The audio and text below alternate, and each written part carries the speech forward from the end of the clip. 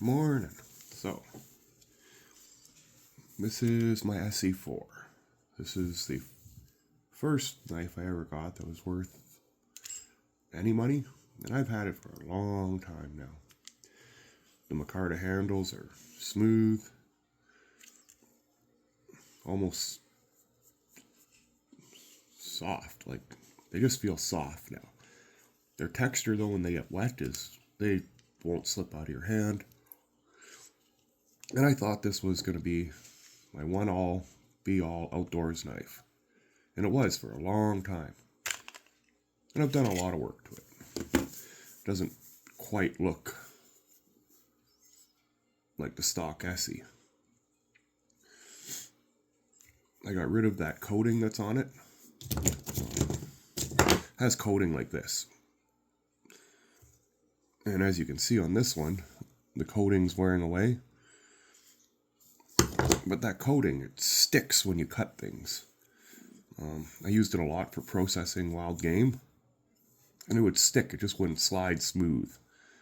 Same on wood, it sticks. So I got rid of it. You can still see it here. There was no point in getting rid of it there, and it protects the handle, or the metal underneath the handle. But I got rid of it, and then I gave it a vinegar bath to get rid of the shiny metal and give it a nice patina. The metal underneath it has a beautiful pattern. I don't know if you can see it. Let's see. There we go. It's almost wavy. So it's nice. But it's heavy, it's thick, and I don't carry it as much as I used to. It's more just in my collection. The big thing I liked about it was it has a finger choil, which lets you get really close for cutting. Like that. Very, very close, right? Your hand's there. The other ones, your hand's always a bit far away, and I never like that. I like knives that have finger choils. But it's just too heavy in the end. And I found that the blade was a bit too long for everything I was doing. It was just too much blade in the end. So this knife started to take a back burner. And the main knife, the main Esee knife I started using was this one. And I found I like a blade around 3 inches, 3.5. That's what I like. Fits my hand good. There's no finger choil, but it does have a sharpening choil.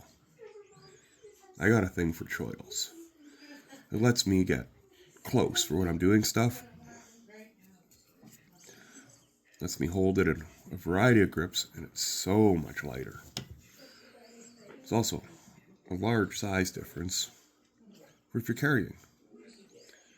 And everything I can do with this big one, I can do with this. I don't process wood with my knives. That's what you have an axe for. Or you just break off pieces of wood and burn them. So I don't use it to baton. For all my whittling, game processing needs, this was just too big. So I transitioned to an Azula. Much better. It just lets me do a lot more. And I can carry it every day if I have to. It's not big, it's not scary. Doesn't intimidate people. The scales are knife center scales, I believe, that I slightly modified. Kind of screwed up, but it was a long time ago. I don't know if you could see it. They used to be on here. You can see where it's... I hit the metal. I should have taken the scales off, but I was doing it holding it with my hand. They used to be a lot square, but I wanted to do more of a pinch grip a lot of the times. So, the scales are modified, and it just fits better. yeah, so that's it's my SE4 anyways. What I like about it is it's just indestructible. Can't break this thing. I've used it for everything.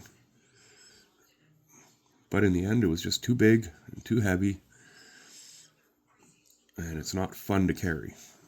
And you notice it. When you add this to your backpack, it adds weight, a lot of weight. And it makes it not fun to use over time. If you're doing a long task, it just wears you out. So SE4 is a great knife. It's a great car knife, truck knife for sitting around on your bench. But sadly, it goes to the side for smaller. And this is the knife that won out in the end.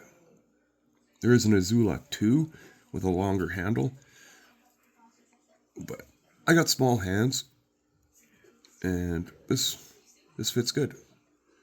It just sits right in there, just tunk, like that. So this is my go-to if I'm carrying an Esee knife. I have other fixed blades I like to carry in the SE4 size that are just lighter. Anyways, that's my SE4.